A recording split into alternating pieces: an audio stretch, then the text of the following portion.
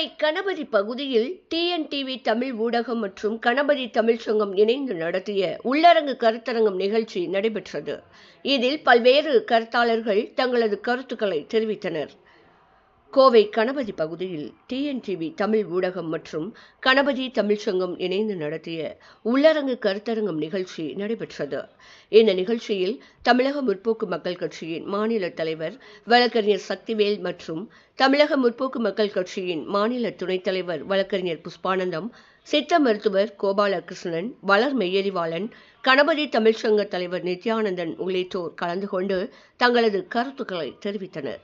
இதில் சித்த மருத்துவத்தின் வளர்ச்சி மற்றும் வீழ்ச்சி எனும் தலைப்பில் சித்த வைத்தியர் கோபாலகிருஷ்ணனும், ராபர்ட் கார்டுவெல் தமிழுக்கும் தமிழர்களுக்கும் வழிகாட்டினாரா அல்லது திசை திருப்பினாரா என்ற தலைப்பில் வழக்கறிஞர் சக்திவேலும், தமிழர்கள் தவறவிட்ட கலைகள், இலக்கியம், பண்பாடு, மெய்யறிவு, வரலாறு ஆகிய தலைப்புகளில் வளர் மெய்யறிவாளனும் தங்களது கருத்துக்களை தெரிவித்தனர்.